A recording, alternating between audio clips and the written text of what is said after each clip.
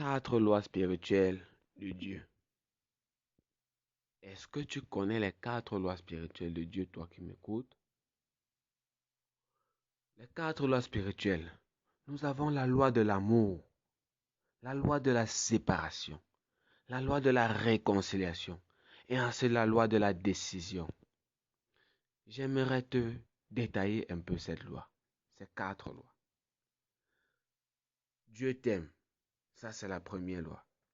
La chose la plus importante que tu dois savoir est que Dieu t'aime parfaitement. Son amour pour toi est sans limite et sans condition. Dieu t'a créé pour être dans une relation d'amour avec toi. Le plus grand désir de Dieu est que tu connaisses personnellement cet amour et que tu découvres le véritable sens de ta vie. Ça, c'est la première loi. La deuxième loi, j'ai péché. Nous avons péché.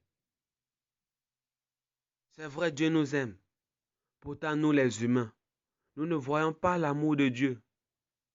Nous cherchons un sens et des résultats pour notre vie. Mais nous ne cherchons pas Dieu. Nous n'avons pas confiance en lui et ne prenons même pas au sérieux les limites qu'il nous fixe. La Bible appelle cela le péché. Celui-ci nous sépare de Dieu, influence négativement les relations entre les humains et nous sépare de la vie telle que Dieu l'a voulu pour nous. La Bible dit dans Romains chapitre 3, le verset 23. Tous ont péché, en effet ils sont privés de la glorieuse présence de Dieu. La Bible continue en disant, dans Ésaïe 59, le verset 2, ce sont vos fautes qui vous séparent de votre Dieu. C'est à cause de vos péchés qu'il s'est détourné loin de vous pour ne plus vous entendre. Mais malgré notre péché, ça c'est la troisième loi, malgré notre péché, Dieu nous a toujours aimés et il est allé très loin pour nous montrer son amour. Dieu qui est sans défaut a envoyé son Fils unique sur la terre, Jésus-Christ. À cause de nos choix, nous méritons la mort. La Bible dit dans Romains 6, verset 23, car le salaire du péché, c'est la mort. Mais en mourant sur une croix, Jésus-Christ a payé à notre place les conséquences de notre péché. Jésus est mort, mais il est revenu à la vie et il nous a réconciliés avec Dieu. Lorsque nous croyons en Jésus, nous pouvons expérimenter l'amour de Dieu et recevoir la vie éternelle. La Bible dit dans Jean 3, le verset 16, Dieu a tant aimé le monde qu'il a donné son Fils unique, afin que quiconque croit en lui ne périsse point, mais qu'il ait la vie éternelle. Elle continue à dire dans 1er épître de Pierre au chapitre 3, en son 18e verset. Le Christ lui-même a souffert la mort pour les péchés, une fois pour toutes. Lui innocent, il est mort pour des coupables, afin de vous conduire à Dieu. Enfin, la dernière loi, la loi de la décision. Dieu a tout fait pour te montrer combien il t'aime. Par Jésus-Christ, il t'offre une vie pleine de sens. Et tu as maintenant un choix à faire. Tu peux refuser ce cadeau pour la vie ou au contraire, tu peux prier afin que Dieu te pardonne de lui avoir tourné le dos et d'avoir dépassé ses limites. Parce que lorsque Dieu dit, tu ne mentiras pas, tu ne voleras pas, tu ne feras. Et lorsque tu fais cela, la Bible dit, tu n'as pas obéi à sa parole. Et on appelle cela dépasser les limites de Dieu. Ainsi, tu as tourné le dos à Dieu. Ainsi, tu peux décider maintenant de changer de vie, malgré tout ce passé-là. Et faire confiance à Jésus-Christ. Parce que la Bible dit dans Jean 14, verset 6, Jésus-Christ est le chemin, la vérité et la vie. Et que nul n'entrera au ciel s'il ne passe pas par lui. Maintenant, quel est ton choix? La Bible continue en disant, tous ceux qui l'ont accepté, il leur a donné le droit d'être faits enfants de Dieu. Donc toi qui m'écoutes, tout le monde n'est pas enfant de Dieu. C'est lorsque tu acceptes Jésus-Christ dans ta vie comme ton sauveur personnel, comme ton Seigneur.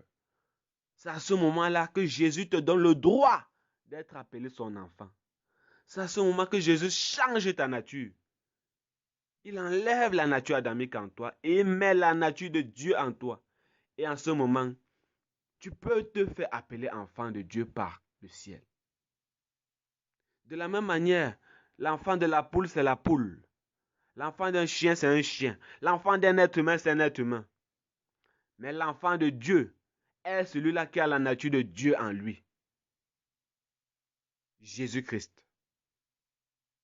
La Bible continue en disant, je me tiens devant la porte et je frappe. Si quelqu'un entend ma voix et ouvre la porte, j'entrerai chez lui et je dînerai avec lui, lui avec moi. Jésus n'a pas dit, je me tiens à la porte et je la casse. Je me tiens à la porte, j'ouvre et j'entre. Mais il a dit, je me tiens à la porte et je frappe. Jésus est en train de frapper à la porte de ton cœur en ce moment. Lorsque tu écoutes ce message, Jésus frappe à la porte de ton cœur. Jésus frappe à la porte de ton cœur. Jésus frappe à la porte de ton cœur. Et tu as besoin d'ouvrir la porte pour qu'il entre. Moi, je m'imagine en train de venir te donner une enveloppe contenant un chèque d'1 milliard de dollars. Si tu ne m'ouvres pas la porte, qu'est-ce que je fais? Je rentre avec mon enveloppe. Je ne suis pas obligé de te la donner. Mais j'ai bien envie de te la donner. 1 milliard, ça change ta vie maintenant. Jésus-Christ dépasse des milliards. Jésus-Christ vaut plus que des milliards. Jésus-Christ vaut mieux que des milliards. Et si tu l'acceptes maintenant, il changera ta vie. Dès lors que tu l'acceptes dans le monde spirituel, ta vie change. Ton nom est inscrit dans le livre de vie. Tu existes dans le monde spirituel. Même les sorciers commencent à voir que tu existes dans le monde spirituel. Lorsque tu passes quelque part parce que tu es enfant de Dieu, les sorciers tremblent. Parce que Jésus-Christ en toi, ils tremblent devant lui. Les sorciers, même lorsque tu acceptes Jésus, ils ne peuvent plus rien te faire. Les marabouts ne peuvent plus rien te faire lorsque tu acceptes Jésus-Christ. Lorsque tu acceptes Jésus-Christ, la Bible dit, tu deviens enfant de Dieu. Et de la même manière que le diable tremble devant Dieu, lorsque tu deviens enfant de Dieu, tu redeviens à l'image de Dieu. Et tu récupères ton autorité qui avait été volée par le diable dans le jardin d'Éden. Et en ce moment, tu as le pouvoir de dominer sur le diable. Tu as le pouvoir de marcher sur toute la puissance de Satan. Alors, je voudrais te dire en ce moment, si tu refuses d'accepter Jésus comme ton sauveur, alors tu acceptes de continuer à être esclave de Satan. Tu acceptes de continuer à être le ballon que les sorciers jouent avec tous les jours. Tu continues à être le jouet du monde des ténèbres. Et à la fin, la vie éternelle ratera son but dans ta vie. Si tu n'acceptes pas Jésus-Christ. C'est vrai, accepter Jésus a beaucoup d'avantages. Mais le premier avantage, tu reçois la vie éternelle. Et tu n'iras plus jamais en enfer. Alors, est-ce que tu veux devenir enfant de Dieu en ce jour? Si tel est le cas, tu peux dire cette prière ou une prière qui ressemble à celle-ci. Dieu d'amour, merci de m'aimer comme je suis et de vouloir le meilleur pour ma vie. Je réalise que j'ai vécu sans toi jusqu'à maintenant et je te demande pardon. Merci Jésus d'avoir pardonné mes fautes, d'être mort à la croix pour mon péché et d'avoir vaincu la mort en ressuscitant. Je veux te faire confiance et je te prie. Viens dans ma vie, sois mon sauveur et mon Dieu. Aide-moi à découvrir ton amour et à entrer dans tes projets pour ma vie. Amen.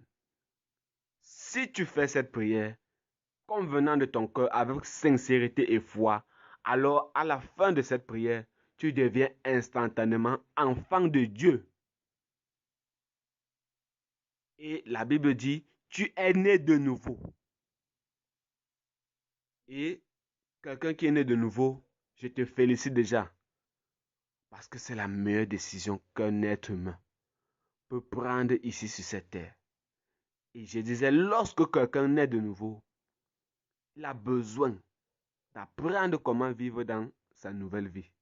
Alors, si tu as besoin de plus d'informations, tu as besoin d'assistance, alors je réponds au numéro 651 627 073. 697 70 09 27. Moi, c'est Jaurès. Que le Seigneur te bénisse parce que c'est la meilleure chose à faire que de devenir son enfant.